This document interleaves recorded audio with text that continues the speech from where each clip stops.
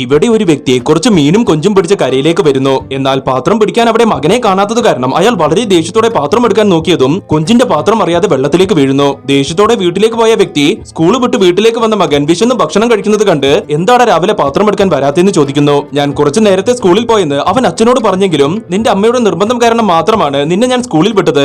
നാളെ മുതൽ നീ സ്കൂളിൽ പോകേണ്ട, എന്റെ കൂടെ മീൻ പിടിക്കാൻ വരാൻ പറയുന്നു. എന്നാൽ മകൻ അച്ഛനോട് ഞാൻ പഠിക്കാൻ പോകട്ടെ എന്ന് കരഞ്ഞു പറഞ്ഞെങ്കിലും അയാൾ അത് കേൾക്കാതെ പിറ്റേ ദിവസം മുതൽ മകനെ പണിക്ക് കൂട്ടുന്നു. എന്നാൽ അവന്റെ യൂണിഫോം വീട്ടിൽ കാല് തുടക്കാൻ നിലത്തിട്ടത് കണ്ട് അവൻ അത് എടുത്തു കൊണ്ടുപോയി കഴുകി വൃത്തിയാക്കി വെക്കുന്നു. എന്നാൽ അവന്റെ അയൽവാസിയായ ഒരു ചേട്ടൻ ലീവിന് നാട്ടിൽ വന്ന് അയാളുടെ ബൈക്കിൽ കയറി അവനൊരു ചായ കുടിക്കാൻ പോകുന്നു. ആ ചേട്ടൻ ഇംഗ്ലീഷിൽ ഓരോ കാര്യങ്ങൾ സംസാരിക്കുന്നത് കേട്ട് അവൻ അത് മനസ്സിലാകാതെ ചേട്ടനോട് കാര്യങ്ങൾ ചോദിച്ചപ്പോൾ ചേട്ടൻ അവനോട് കുറച്ച് നാളുകൊണ്ട് തന്നെ സ്കൂളിൽ നിന്ന് ഇതെല്ലാം പഠിപ്പിക്കുമെന്ന് പറയുന്നു. എന്നാൽ ഇതേ സമയം ആ പയ്യൻ ആ ചേട്ടനോട് അച്ഛൻ എന്നെ സ്കൂളിലേക്ക് വിടുന്നില്ല, നിങ്ങൾ അച്ഛനോട് സംസാരിച്ച് അതൊന്ന് ശരിയാക്കുമോ എന്ന് ചോദിക്കുന്നു. അങ്ങനെ ആ പയ്യനെ സഹായിക്കാൻ വേണ്ടി ആ ചേട്ടൻ പിറ്റേ ദിവസം അച്ഛനും മകനും മീൻ വിൽക്കുന്ന സ്ഥലത്തേക്ക് വന്ന് എനിക്ക് കുറച്ച് പ്രോൺസ് വേണമെന്ന് പറയുന്നു. അതെന്താണ് സാധനമെന്ന് അറിയാതെ അവന്റെ അച്ഛൻ മേലോട്ട് നോക്കി നിൽക്കെ മകൻ അച്ഛനോട് പ്രോൺസ് എന്താണെന്ന് കൃത്യമായി പറഞ്ഞു കൊടുത്തു. ചേട്ടൻ ക്രാബ് കൂടി ഒരു 100 രൂപക്ക് തരാൻ പറഞ്ഞപ്പോൾ അച്ഛൻ വീണ്ടും മേലോട്ട് നോക്കി മകനോട് അതെന്താണ് സാധനമെന്ന് ചോദിക്കുന്നു. എന്നാൽ മകൻ അച്ഛനോട് അത് ഞാൻ പഠിക്കുന്നതിന് മുൻപ് അച്ഛൻ എന്റെ പഠിപ്പ് നിർത്തിയില്ലേ എന്ന് ചോദിച്ചതും മകൻ പഠിച്ചാലേ നാളെ നല്ല നിലയിലെത്തുമെന്ന് മനസ്സിലാക്കി അച്ഛൻ അവനെ വീണ്ടും സ്കൂളിൽ വിടാൻ തീരുമാനിക്കുന്നു.